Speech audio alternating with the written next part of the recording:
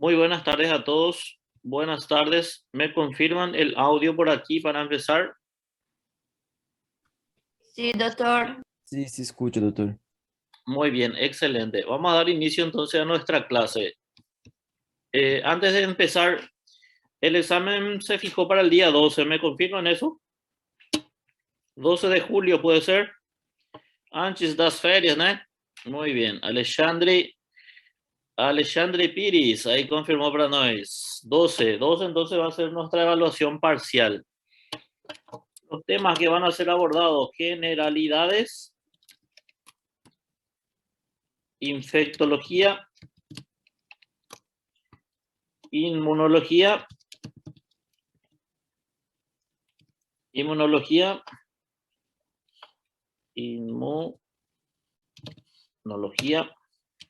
y hematología. Esos son los temas que van a ser abordados en la primera evaluación parcial. Libro base que estamos utilizando es el libro de Porch. Está bien, pero van a enfocarse más bien en las clases que yo tuve con ustedes y que el doctor Edgar les dio a ustedes. El doctor Edgar no va a poder desarrollar la clase por ahora porque está con COVID. Está con COVID y no le tomó muy leve al doctor. ¿Cuáles son los capítulos? Voy a pasar ahí en el grupo de delegado, Natalia. Yo tengo el Porch novena edición y la última edición, no recuerdo si es la 11ª o 12ª ya del POR, y no coinciden las ediciones ahí. Yo tengo la novena. Entonces, de la novena edición yo les voy a pasar. Entonces, el que tiene la novena edición va a coincidir, pero el que no tiene son totalmente otros números ahí los que corresponden. No son los mismos. Ya me había pasado ese en el novena. Entonces, te va a servir ahí, Natalia.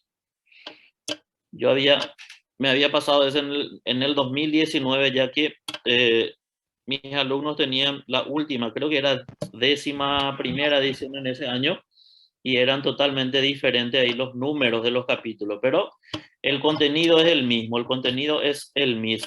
Entonces voy a pasar en el grupo de delegado para que les pase ahí los capítulos. El que tiene la novena, entonces no hay ningún problema.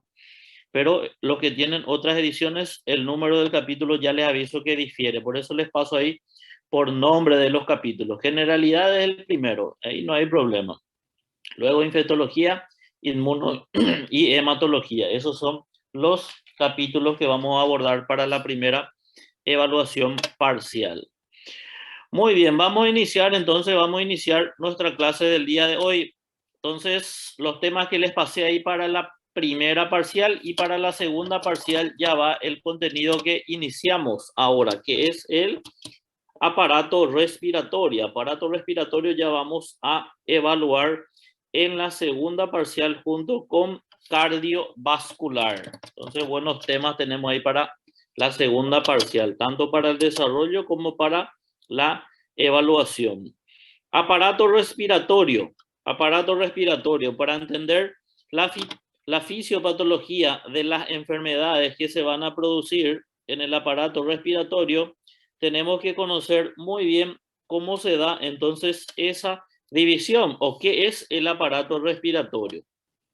Entonces nosotros tenemos un sistema de conductos que tienen que encargarse de llevar el aire hasta los alveolos. Los alveolos van a ser los sacos que van a estar cargados de aire, y mediante ese aire que está cargado a nivel alveolar se va a permitir posteriormente el intercambio mediante unos capilares que están alrededor o bordeando ahí los alveolos, y los bronquiolos terminales, que son llamados de capilares perialveolares. Entonces ahí es donde nosotros vamos a tener el intercambio de los gases. El gas que nosotros estamos respirando contiene básicamente dos gases vitales para el funcionamiento del aparato respiratorio y para el funcionamiento de la vida. Esos dos gases van a ser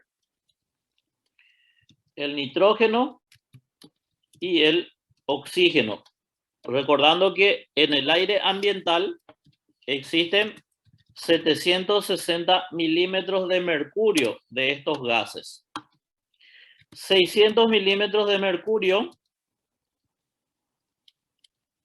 va a ser nitrógeno y 160 milímetros de mercurio va a ser oxígeno. Si llevamos a porcentaje, 79% es lo que corresponde a nitrógeno y 160 milímetros de mercurio son 21% de oxígeno. Eso se pregunta mucho en las pruebas, se pregunta mucho en los hospitales. ¿Cuál es el porcentaje de oxígeno que nosotros inhalamos a través del aire ambiental? Entonces es 21% de oxígeno. Eso es lo que está en el ambiente que nosotros estamos constantemente inspirando para tener vida. Oxígeno significa vida. Para que una persona tenga vida, ya habíamos hablado, tenemos nosotros tres componentes fundamentales. Por un lado tenemos el aparato respiratorio que tiene que obtener ese oxígeno, el corazón que tiene que bombear y la sangre que tiene que llevar entonces este oxígeno hasta los tejidos para que nosotros podamos tener vida. Entonces, cuando tenemos algún comprometimiento en la vía respiratoria, entonces el problema va directamente con la vida del individuo. La vida del individuo. Vamos a tener baja oxigenación que va a alterar en la vida de ese individuo, que puede llegar incluso hasta matar a ese individuo si es que nosotros no requerimos básicamente el oxígeno, no le damos el aporte de oxígeno al cuerpo. Por eso es que también nosotros tenemos de repente algún paciente con un traumatismo, se estudia mucho eso, también se estudia en un libro, van a ver ustedes, que se llama el libro de la ATLS, el Manual de Manejo del Paciente de Trauma. Van a escuchar mucho ustedes por la facultad, por los hospitales, lo que es el ABC de trauma. ABC de trauma. Y justamente, ¿qué es el A? A es vía aérea. Vía aérea. Vía aérea permeable. El B viene de ventilación. Entonces el paciente tiene que tener una buena motilidad ahí para poder ventilar entrada y salida de oxígeno. Y luego está el C, que es la circulación.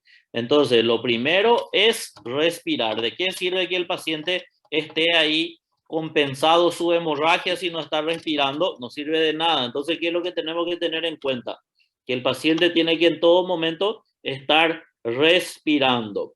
Muy bien, y para nosotros entender las patologías del aparato respiratorio, tenemos que conocer el sistema de conductos que va hasta los alveolos. Tenemos que entender el parénquima pulmonar en sí. Tenemos que entender aquí el tejido seroso que va a envolver a este parénquima pulmonar, que va a ser la pleura, y luego la caja torácica. Entonces, por un lado, podemos tener algunas patologías que afecten el conducto y generen un cuadro de obstrucción. Y por otro lado, si el pulmón no puede expandirse, entonces va a tener una limitación en su función, y a eso se le va a llamar de patología de tipo restrictiva. Entonces vamos a ver ahí cuáles son esas patologías. Entonces, el aparato respiratorio va a comenzar aquí a nivel de las fosas nasales. Ahí es donde nosotros tenemos el origen de ese aparato respiratorio. Tiene un orificio anterior que se llama narina, un orificio posterior que se llama coanas. Aquí, como podemos observar, este aparato respiratorio, vemos que están los cornetes. Cornete superior y el cornete medio son prominencias, reparos óseos del etmoides. Y aquí tenemos el cornete inferior, que es un hueso propio de la cara. Estos huesos que están en la fosa nasal no es que están ahí solamente para darle la forma a esa estructura de la cavidad nasal, sino que tiene una función. La función que va a tener aquí los cornetes es que cuando entre el aire aquí por la narina, directamente el aire va a comenzar a chocar por esos cornetes, y entonces lo que va a permitir ahí mi cornete nasal o los cornetes nasales es la de calentar el aire. Entonces, la función de los cornetes es permitir el calentamiento del aire que va a entrar a la vía respiratoria. En este sitio existen unos capilares bastante especiales de la región nasal que permiten levemente ahí extravasación de plasma directamente ahí en la fosa nasal para que cuando ese aire esté entrando por ahí pueda humidificar. Los capilares que están a nivel de la fosa nasal son los que van a encargarse entonces de humidificar ese aire. Y también a nivel de la fosa nasal sabemos que están los pelos, los cilios a nivel de esas fosas nasales. Entonces, esos pelos que están ahí no están de balde. Cuando nosotros estamos inhalando aire, sabemos que hay el gas o los gases fundamentales para la vida del individuo, pero también puede haber partículas de polvo, microorganismos que puedan ir a la vía respiratoria. Entonces esos pelitos que están ahí se van a encargar de realizar el filtrado. Entonces la fosa nasal va a cumplir con 3 funciones fundamentales para la vía respiratoria. Fosas nasales, funciones: filtrar, escribirle aquí, filtrar, calentar y humidificar el aire. Esa es la función que van a tener las fosas nasales: filtro, la de calentamiento y la de humidificación del aire. Muy bien. ¿Existe alguna patología o algunas patologías que nosotros podemos tener en las fosas nasales? Podemos tener alguna enfermedad de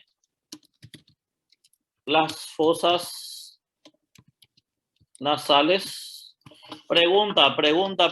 ¿Podemos tener alguna enfermedad de las fosas nasales? Sí. ¿Qué, por ejemplo? ¿Qué podemos tener? Desvio de septo?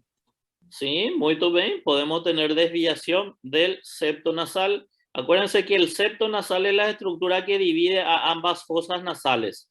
El septo nasal está formado por una porción ósea y una porción cartilaginosa.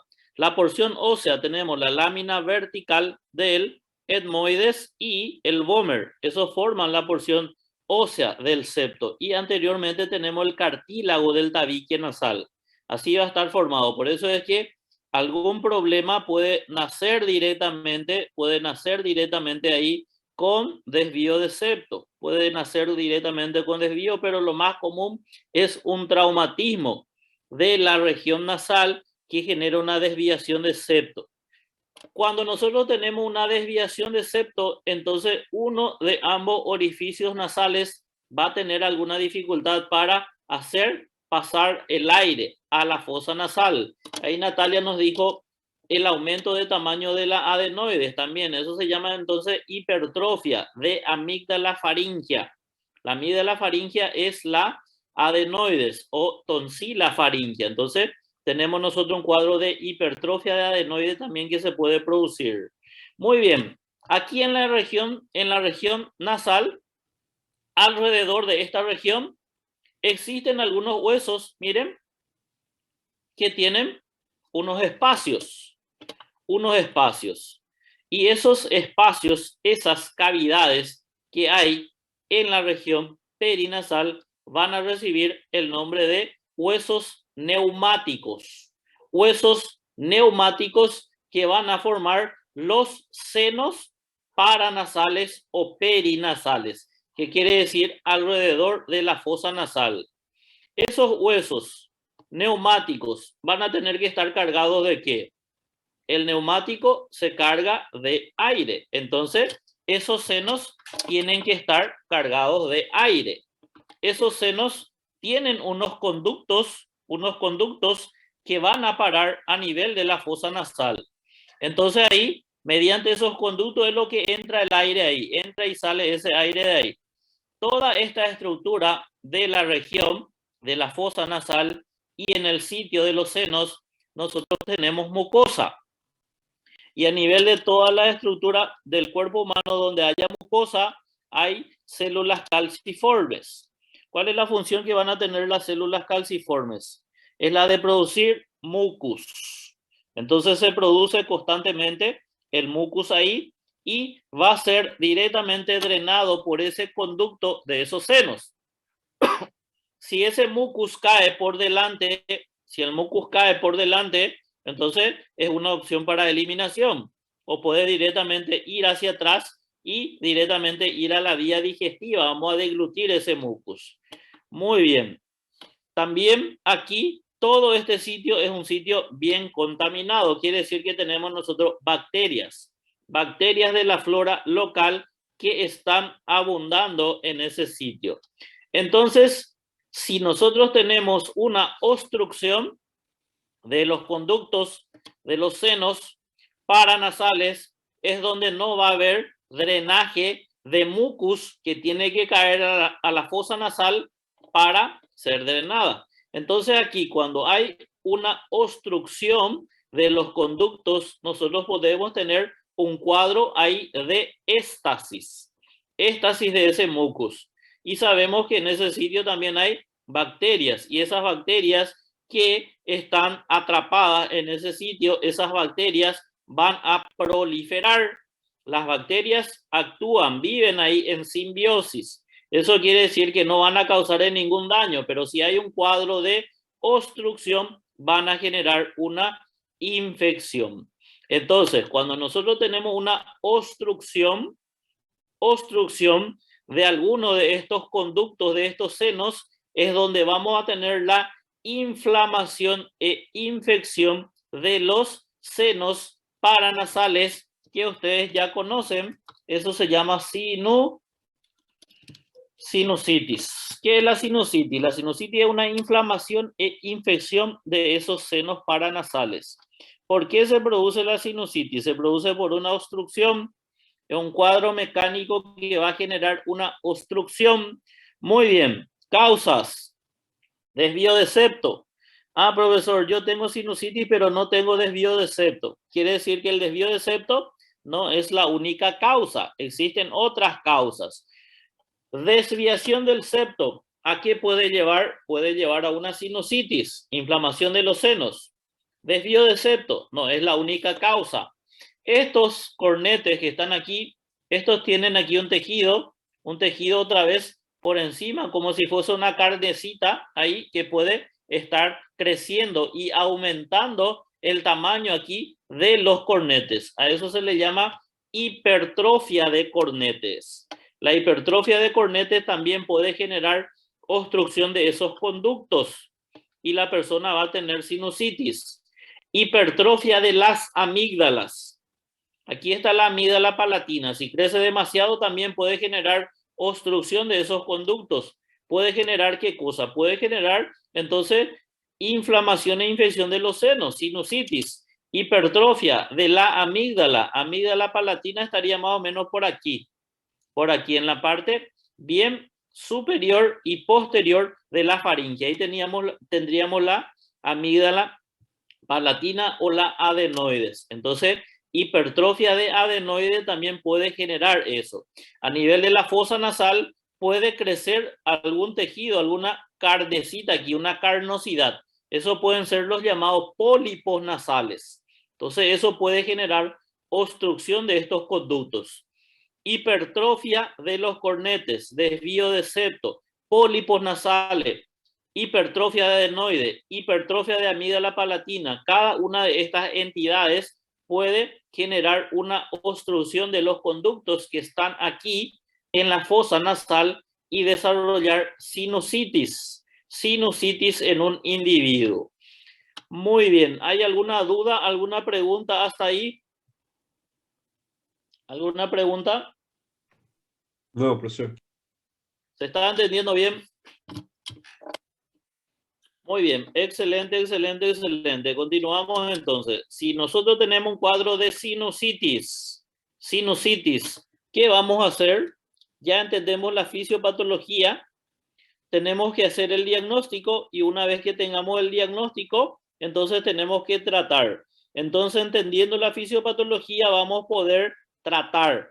¿Qué tenemos ahí? Obstrucción de estos conductos. Se está atrapando mucus. Quiere decir que ese mucus que está atrapado ahí yo tengo que sacar. ¿Cómo voy a sacar ese mucus que está atrapado ahí? Voy a agarrar una jeringa, voy a clavar y voy a mojar eso. No se puede, ¿verdad?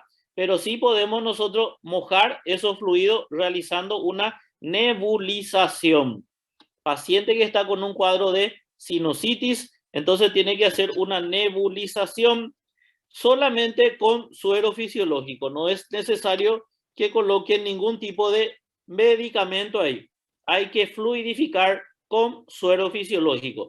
Esa fluidificación va a permitir que ahí el mucus que esté atrapado pueda ser drenado directamente a nivel de la fosa nasal. Entonces, ese mucus está atrapado ahí por mucho tiempo. Cuando realiza el paciente la nebulización, va a comenzar a caerse ese moco. Imagínense ese moco atrapado ahí mucho tiempo. Va a ser un moco fétido maloliente. Va a tener mal olor eso. Entonces aquí, cuando realiza la nebulización, el objetivo va a ser de fluidificar esa secreción que está atrapada en el sitio para poder entonces movilizar y drenar de ahí esa secreción. Entonces, cuando hay crisis de estos pacientes con su cuadro de sinusitis, hacemos el tratamiento paliativo, que consiste en nebulización para la fluidificación.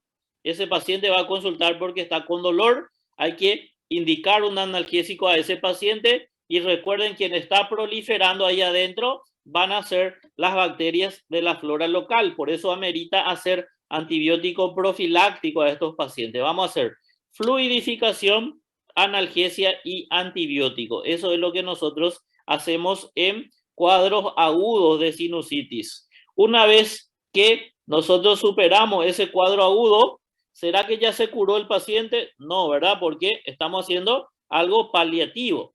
¿Cuándo vamos a obtener la cura de la sinusitis? Cuando identifiquemos la causa y corrijamos la causa. Si tiene desvío de septo, tiene que alinear el septo. Hipertrofia de corneta, entonces hay que extirpar. Si tenemos hipertrofia de amígdala palatina, hay que extirpar la amígdala. De la adenoide, la misma cosa. Pólipo, la misma cosa. Ahí vamos a tener el tratamiento curativo de los pacientes que desarrollan constantemente crisis de sinusitis aquí. Entonces, vamos a paliar y luego vamos a irnos a la cura directamente, corrigiendo la causa de base de la sinusitis. ¿Se entendió hasta ahí? ¿Dudas? ¿Dudas? ¿Dudas? ¿Alguna duda? ¿Dudas? ¿Dudas? ¿Dudas?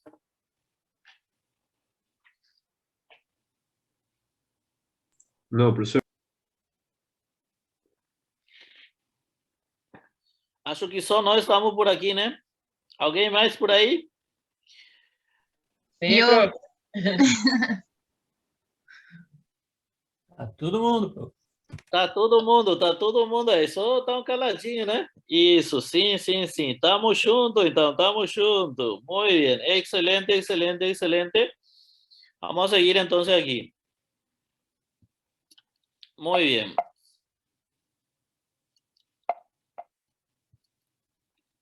Ahí. Seguimos, seguimos, seguimos.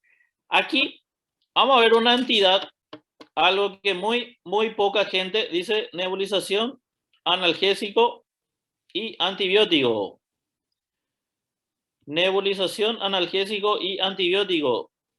Denise. Aquí. Nebulización, analgesia y antibiótico. Eso es lo que se va a buscar. Tenemos que nosotros evitar ese cuadro ahí de infección que pueda progresar progresar ahí al torrente sanguíneo, porque puede llevar a una sepsis, y esa sepsis sabemos que se puede complicar generando ahí un shock séptico. No queremos que llegue a eso por una simple sinusitis. Muy bien. Aquí nosotros tenemos una glándula que es la amígdala faríngea, o llamada de adenoides. Esa glándula puede crecer. Es un órgano aquí o glándula linfoide. Entonces tenemos aquí un tejido linfoide que sirve para defensa. Eso puede generar una hipertrofia, tener un crecimiento razonable, y miren que está directamente en relación aquí con las coanas. Quiere decir que si crece demasiado el tamaño de esa glándula, directamente puede obstruir ahí a las coanas. Entonces, esta persona con la hipertrofia de adenoide, cuando se va a dormir, si es que tiene hipertrofia de adenoide, ¿qué es lo que va a tener de forma constante esa persona con hipertrofia de adenoide? Va a tener ronco. Así mismo, va a roncar. Entonces ustedes tienen que tener en cuenta ahí. Las personas que roncan, principalmente aquellas que son flaquitas, tienen que evaluar ustedes la adenoide de ese paciente. Ese paciente puede estar roncando porque su adenoide es grande. Nosotros tenemos los ruidos patológicos que se pueden producir en la vía respiratoria. Hay ruidos que son secos y hay ruidos que son húmedos. En los ruidos secos, si el calibre grueso está comprometido, genera roncus. Entonces aquí todo esto es grueso. Si hay un comprometimiento, entonces va a roncar, va a tener un ronquido eso. Entonces, hipertrofia de adenoide puede ser la causa de ronquera de ese paciente. Entonces, ronca porque la adenoide es grande, impide ese pasaje de aire. ¿Por qué el paciente obeso? ¿Por qué Kyo Gorginho ronca? Porque cuando se acuesta dificulta la movilidad de la caja respiratoria, entonces hace un esfuerzo para poder meter el aire. Ese esfuerzo que comienza a hacer, entonces le genera un roncus aquí a nivel de la laringe, porque hay dificultad para ingresar ese aire. Por eso se produce la ronquera. Entonces, el obeso fácilmente ronca. Ahora el paciente que es joven tenemos que evaluar por qué tiene esa ronquera, y puede ser entonces aquí una hipertrofia de la amígdala faríngea. Acuérdense que si crece mucho esto puede cerrar la coana. ¿Qué va a pasar si no entra aire durante el sueño? Se puede producir un trastorno patológico que se llama apnea, que en el libro está catalogado como síndrome de la apnea obstructiva del sueño, SAOS. Entonces imagínense una persona que está durmiendo y alguien va y cierra las coanas de este paciente. ¿Qué va a pasar con ese paciente? La persona que está con una apnea de sueño es una persona que va a bajar la oxigenación por la falta de entrada de oxígeno por esa vía respiratoria. ¿Quién es el que va a detectar la disminución de oxígeno? Directamente va a ser el cerebro. El cerebro entra en un cuadro de hipoxia. Entonces, en esa persona que no tiene entrada de aire, porque está obstruida la coana allá arriba por hipertrofia de adenoide, hipoxia cerebral, el cerebro libera muchas catecolaminas, adrenalina y noradrenalina. ¿Qué va a pasar aquí? Esa adrenalina y noradrenalina van a bombardearse a nivel de la formación reticular que está en el tronco cerebral. El bombardeo de las catecolaminas en el tronco cerebral, ¿qué es lo que genera? Genera que la persona se despierte. Esa persona se despierta con ansias de aire, de tomar el aire ahí. Se despierta con muchas ansias porque no estaba entrando ese aire. Entonces, le despierta a la persona durante el sueño por la falta de aire que está ingresando. Pero tienen que tener en cuenta ahí que ese aire que está ingresando no solamente va a bombardear la formación reticular, sino también va a producir un bombardeo a nivel de todo el cuerpo de catecolaminas. Si tenemos grandes concentraciones de catecolamina, adrenalina y noradrenalina, ¿qué va a hacer en la función cardíaca? va a subir la presión para bombear, perdón, va a subir la frecuencia para bombear más rápido y llegue sangre hacia el cerebro. Y también se va a ir a los vasos sanguíneos generando vasoconstricción. Paciente joven con ronquera, él comienza a roncar mucho, puede ser una hipertrofia de adenoides, tiene hipertrofia de adenoides, puede presentar una hipertensión arterial secundaria. Imagínense hasta dónde nosotros podemos llegar. Entonces, ese paciente con síndrome de apnea obstructiva de sueño es un paciente que puede desarrollar un cuadro de hipertensión arterial secundaria. La gente que ya practicó conmigo, yo les había dicho ya la clasificación de hipertensión primaria y secundaria. Primaria es cuando nosotros tenemos pacientes que tienen entonces cifras elevadas de presión sistólica o diastólica y vamos a buscar en pacientes entre 30 y 50 años. La secundaria, la principal causa de hipertensión secundaria son las nefropatías porque el riñón tiene que encargarse de regular la presión. Otro problema que puede generar es problema a nivel de la glándula suprarrenal. Ahí tenemos la corteza y tenemos la médula. A nivel de la corteza podemos tener un tumor que produce mucha aldosterona y retiene mucha agua. La aldosterona hace ¿qué cosa? Recuperar sodio y recuperar agua. El paciente va a tener cuadro de hipervolemia y va a aumentar la presión. Eso se llama hiperaldosteronismo primario, síndrome de Cohn. A nivel de la médula, de la glándula, ¿qué se genera? Se genera adrenalina y noradrenalina. Esas células que están ahí se llaman células cromafines. Quiere decir que si el paciente tiene un tumor de esas células cromafines, hay mucha adrenalina y noradrenalina. Eso se llama feocromocitoma. Nefropatía. Problemas que se pueden dar directamente a nivel de la glándula suprarrenal y síndrome de la apnea obstructiva del sueño son los que pueden desarrollar hipertensión secundaria. Entonces, imagínense dónde nosotros estamos, en aparato respiratorio, problema de adenoides, puede dar aquí sinusitis y también puede generar causa de hipertensión arterial secundaria. Entonces, esto es algo bastante fino que ustedes tienen que conocer, tienen que manejar bien por qué se va a producir. El mecanismo es lo que a nosotros nos interesa. Muy bien, vamos a ver si es que alguien tiene duda hasta ahí para luego pasar ya a la faringe, luego vamos a la laringe, tráquea, bronquios y bronquiolos. Dudas.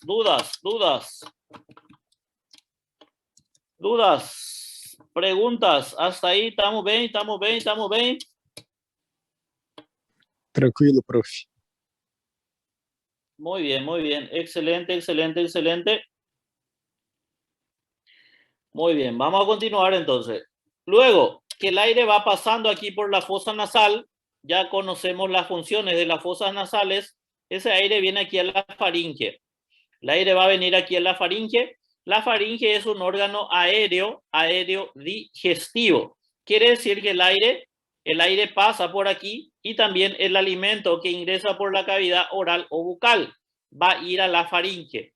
El alimento que entra aquí, miren, aquí nosotros tenemos un sistema de válvula.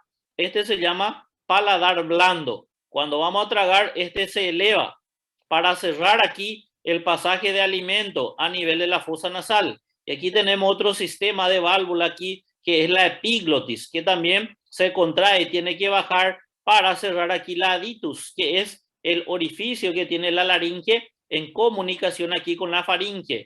Entonces esto se aplana y esto desciende para permitir cerrar la glotis. La glotis es el espacio que está entre los dos pliegues aquí vocales. Eso es la glotis. Entonces la epiglotis se contrae, cierra aquí la aditus, que es el lugar de comunicación, faringe y laringe, y mediante eso tenemos un cierre de la glotis. El alimento no tiene que ir a la vía respiratoria, el alimento tiene que ir aquí a la vía digestiva. Muy bien, el aire va a entrar por la fosa nasal, eso es lo ideal. Si falta aire, abrimos la boca y va a entrar aquí. El aire va a tomar dos destinos. Por un lado, el aire va a la vía digestiva y va a la vía respiratoria. Aire a la vía digestiva. ¿Qué va a hacer ese aire que se va a la vía digestiva ahí? Acuérdense que 70% del aire, en el aire hay gas. 70% de ese gas que está en el tubo digestivo, el 70% nosotros obtenemos mediante la aero es aire fagia, es tragar. Quiere decir, mediante que tragamos el aire, tenemos ahí el gas en el tubo digestivo. Y es ese gas del tubo digestivo que permite distender ahí el tubo digestivo y permitir posteriormente el descargo ahí del sistema nervioso para generar la contracción y la motilidad que va a ser el peristaltismo. Todo el tubo digestivo tiene gas. 70% de gas que hay en el tubo digestivo es por la aerofagia. Y 30% de gas que hay en el tubo digestivo, nosotros completamos por ese alimento que entra en ese tubo digestivo y se va a pudrir ahí. Eso se llama putrefacción alimentaria. Va a liberar también gases. Vamos a tener ahí los gases del tubo digestivo. Esos gases constantemente se están movilizando y luego nosotros eliminamos. Todo el tiempo, todo el día, nosotros estamos eliminando, evacuando esos gases. Ahí es donde tenemos la presencia de flatos. Entonces, el pedo son los flatos. ¿Por qué una persona tiene o tira pedo ahí? Una persona tira pedo porque tiene movilización del tubo digestivo. Eso me indica de que hay tránsito intestinal, de tal forma que si hay una obstrucción de ese tubo digestivo, ese gas no se va a movilizar. Entonces la persona va a tener una detención de gases. Detención de gases es un cuadro grave, es un cuadro de obstrucción intestinal.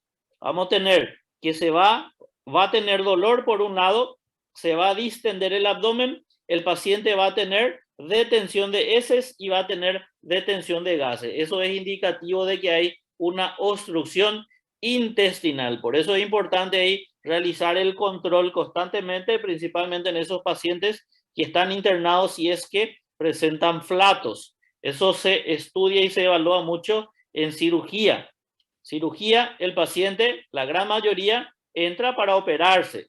La anestesia, ¿qué hace? La anestesia paraliza todo ese tubo digestivo. Al cirujano le importa mucho que el día siguiente, después de su cirugía, el paciente presente, ¿qué cosa? Presente flatos. Si no tiene flatos, indica de que el anestésico está todavía actuando y eso significa que todavía no le puede dar de comer al paciente.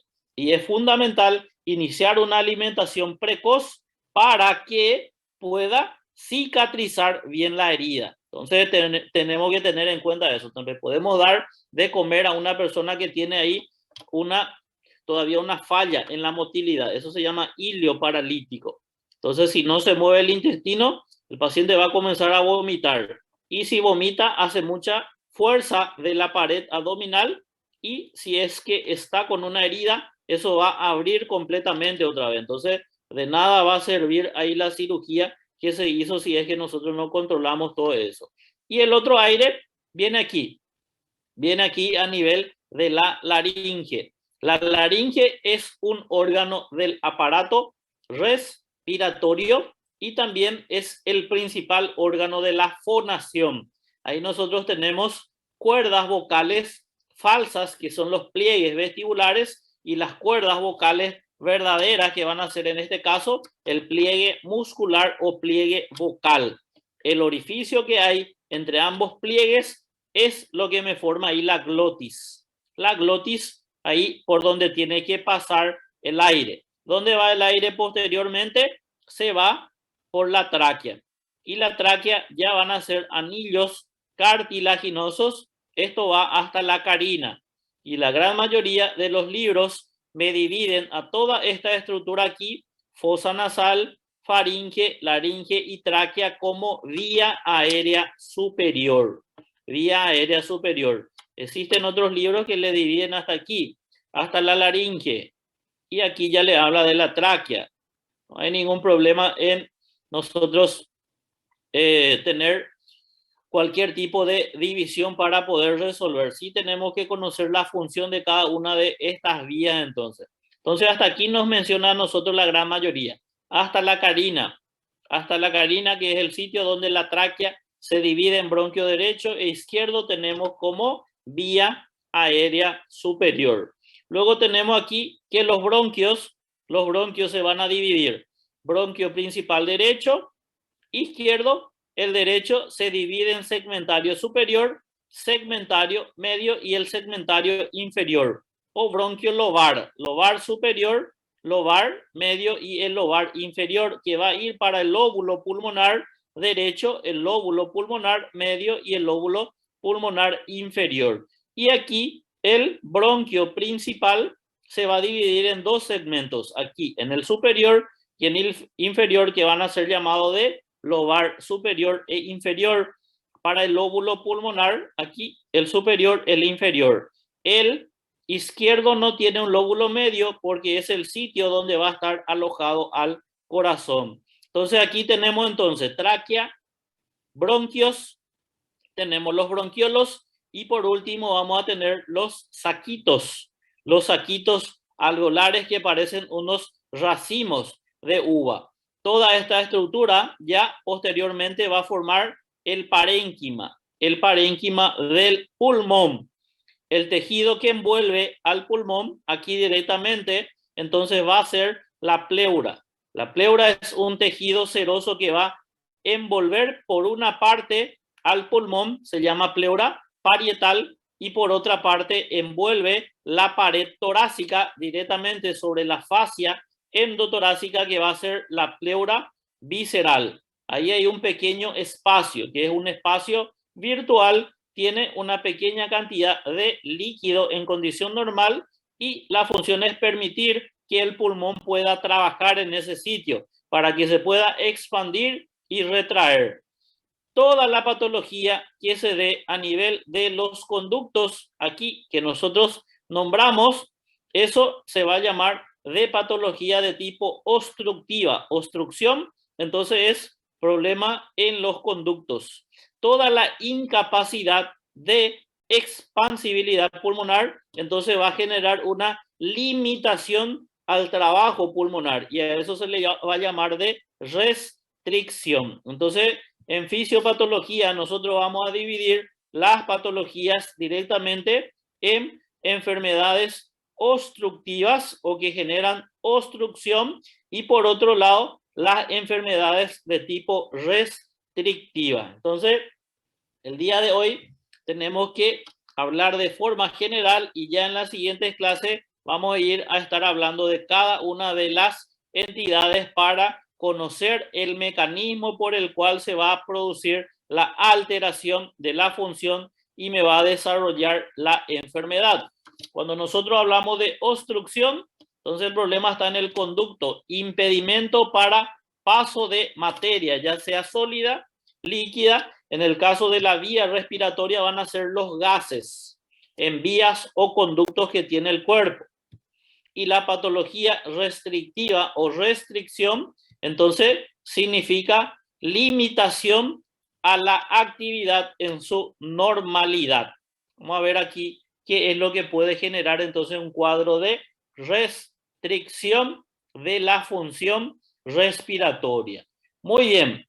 Entonces tenemos nosotros enfermedades de los conductos que van a ser enfermedades obstructivas y las enfermedades que impidan la limitación o el trabajo pulmonar, que van a ser las patologías restrictivas. Enfermedades obstructivas. Obstrucción de vía aérea. Puede ser funcional, obstrucción de la luz, por lesión orgánica o por compresión extrínseca. Puede haber un tumor ahí que esté comprimiendo una vía, que va a generar una obstrucción. Entonces, dentro de las enfermedades tenemos una entidad bastante común que se llama enfermedad pulmonar obstructiva crónica, o llamada en Brasil ¿verdad? DPOC, doença pulmonar.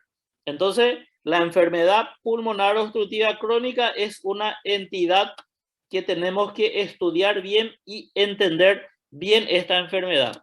Cuando nosotros hablamos de enfermedad pulmonar obstructiva crónica, tenemos dos patologías que están dentro del grupo de las enfermedades crónicas del pulmón.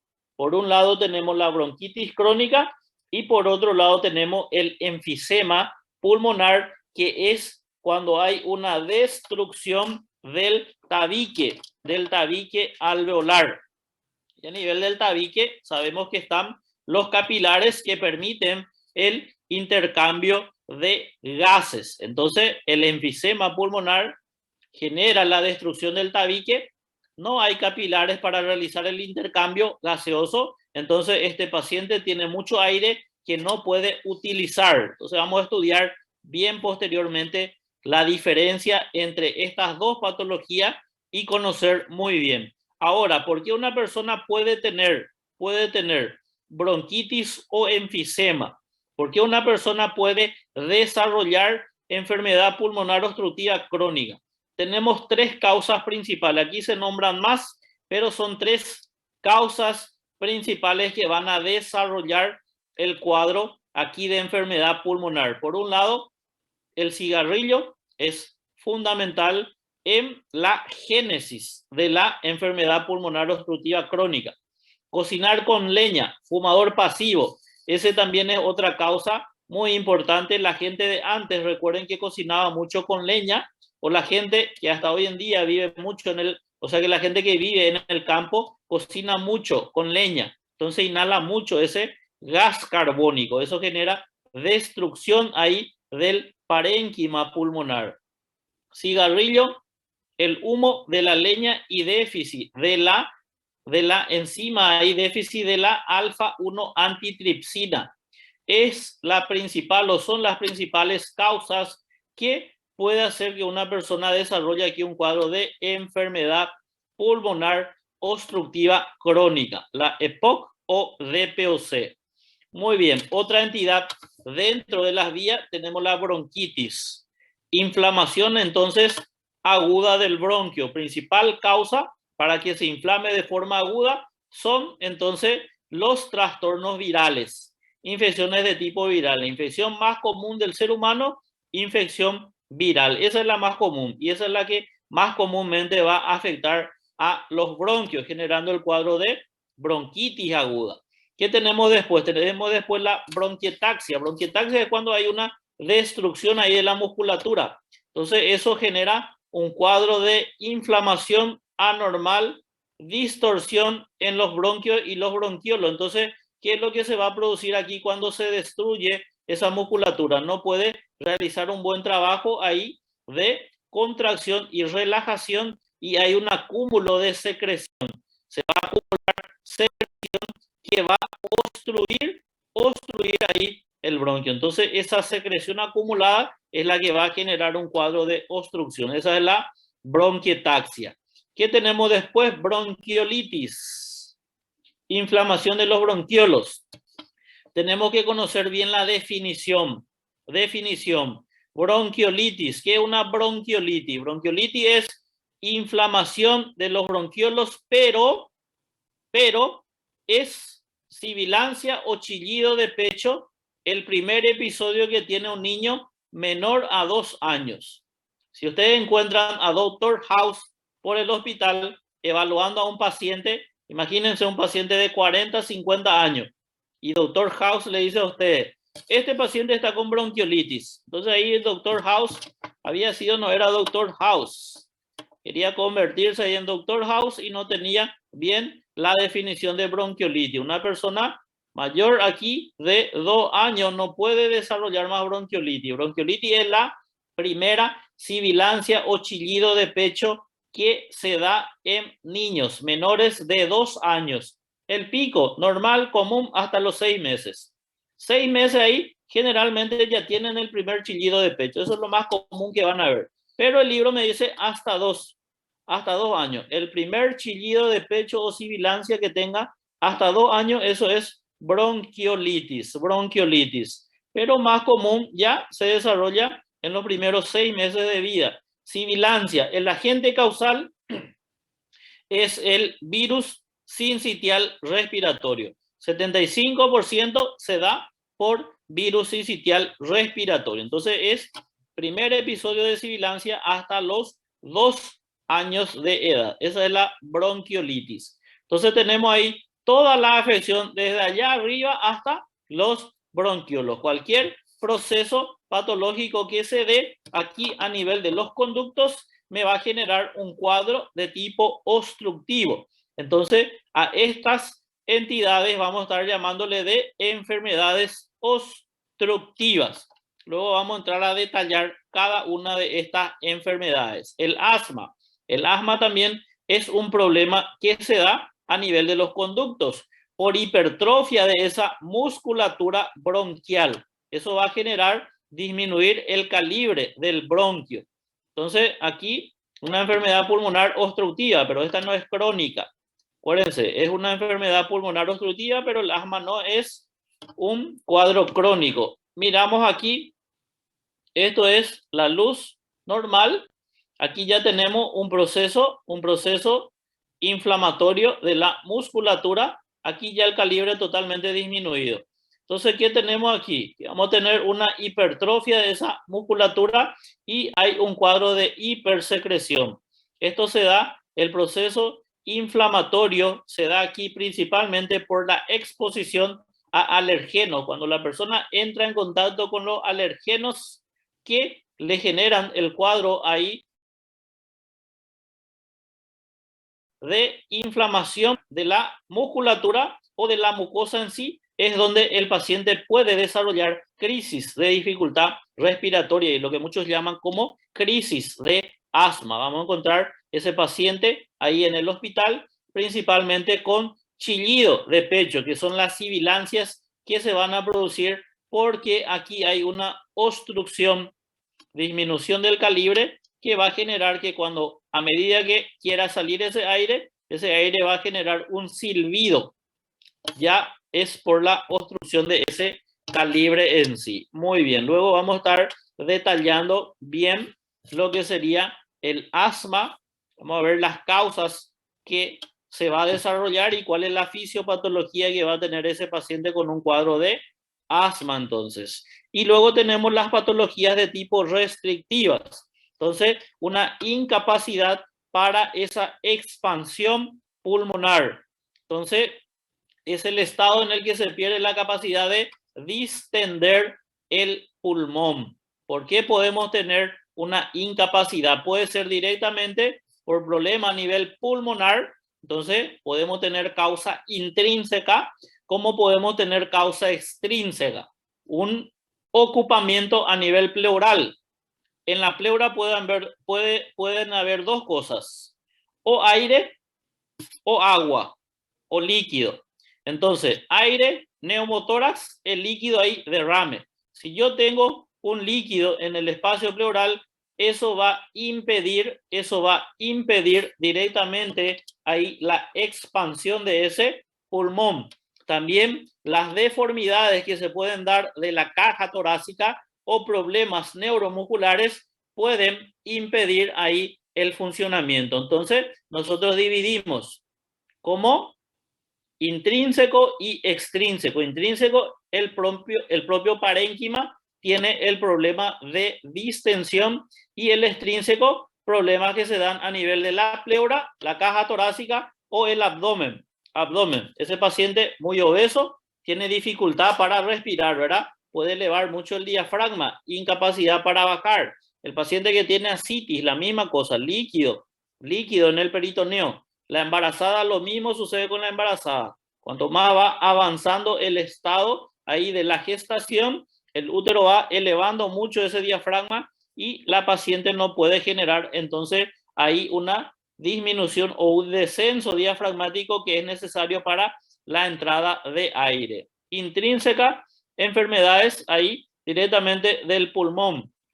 La fibrosis pulmonar, por ejemplo, que va a impedir que esto se distienda. Aquí tienen muchísimas causas por las cuales nosotros podemos tener una incapacidad para poder expandir el pulmón. Y las extrínsecas, problemas de la pleura, diafragma o neuromuscular. Aquí les coloqué algunas fotos, algunos ejemplos. Miren, esto se llama pectus carinatum. Ahí, mirando el tórax de este paciente. ¿Será que va a poder ahí realizar una buena expansión? No puede realizar una buena expansión.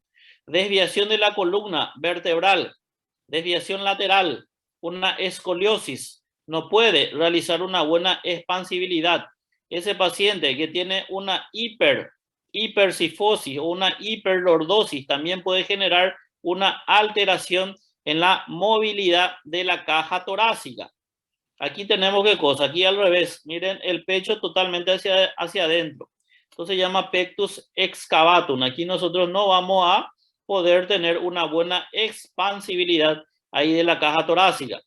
Aquí ¿qué tenemos? La gente que estuvo conmigo la semana pasada y en la práctica les mostré esta radiografía. Miren, esto es el pulmón del paciente. Esto es el pulmón del paciente. Una lesión que nosotros tenemos aquí permitió que el aire, miren, aquí no hay nada de pulmón y hay aire. Esto es aire que está ocupando el espacio pleural. Esto sí, todo es pulmón. Ahí, esto que estamos viendo, estos son los vasos sanguíneos que están llevando la sangre hacia la periferia. Ahí. Son los glóbulos rojos que son captados entonces por el rayo X y forman la imagen blanca que se llama radio opaca. El negro, en la radiografía vemos dos cosas, o es blanco o es negro. Blanco se llama radio opaco y negro se llama radio lúcido. Sin embargo, aquí, miren, aquí no hay pulmón.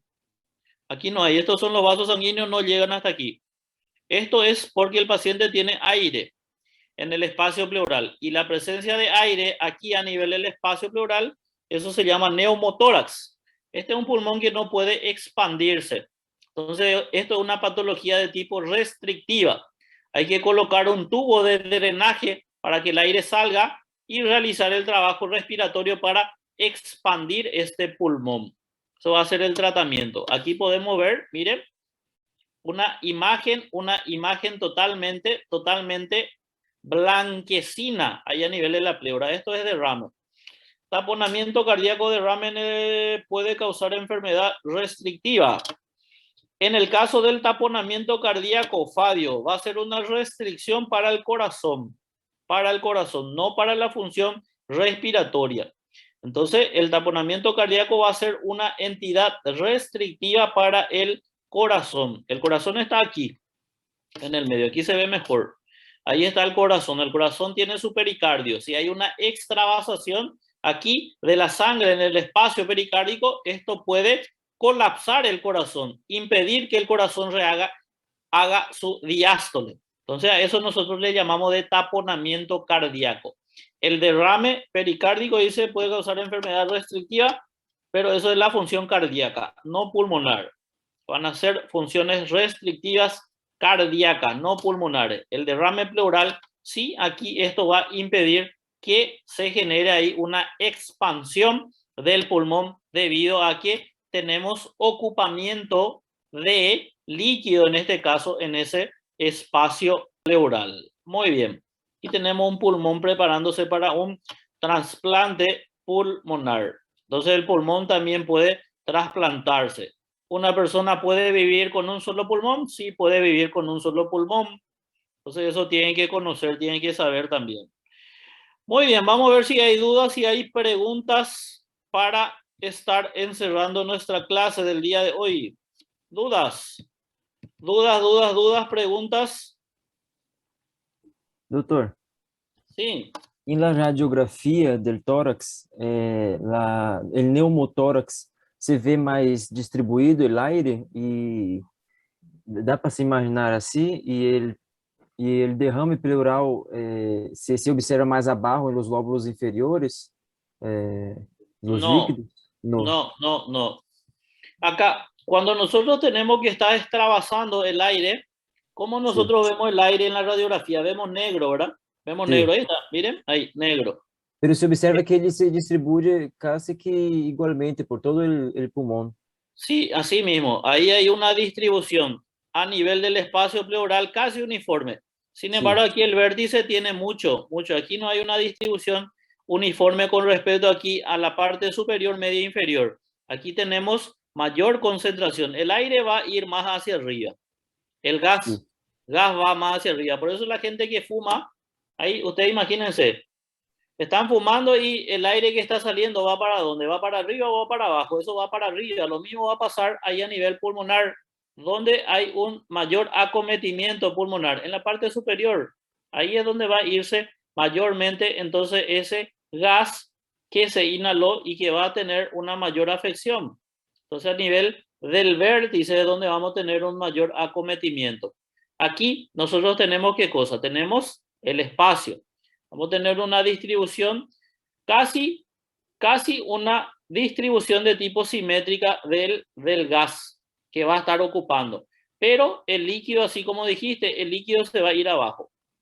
Entonces una persona tiene que estar en una posición de tipo semisentada, ahí para mejorar ese trabajo respiratorio. Y al quedarse en una posición semisentada, prácticamente nosotros ya tenemos que tiene una posición de clive. ¿Dónde va a ir el líquido? Miren aquí tenemos un derrame pleural del lado izquierdo. Ese líquido se va a ir directamente aquí a la parte inferior. Entendo, gracias. Está. Outra coisa, doutor. Sí. Eu pedi para o doutor Torales colocar nossa assistência para o horário da classe, pero creio que ele se olvidou. Pode tentar? Sí, voy a hacerle recordar otra vez ahora para que puedan colocar. Amanda dice, Muchísimas gracias. Enfermedades parenquimatosas difusas llevan a restricción. Sí, Amanda, sí. Enfermedades del parénquima pulmonar impiden que ese pulmón se expanda. Y a eso le llamamos nosotros de enfermedad restrictiva. Las enfermedades parenquimatosas causan restricción pulmonar. ¿Qué significa limitación del trabajo pulmonar? Muy bien. ¿Alguna otra duda? ¿Alguna otra pregunta? ¿Alguna otra duda? ¿Otra pregunta?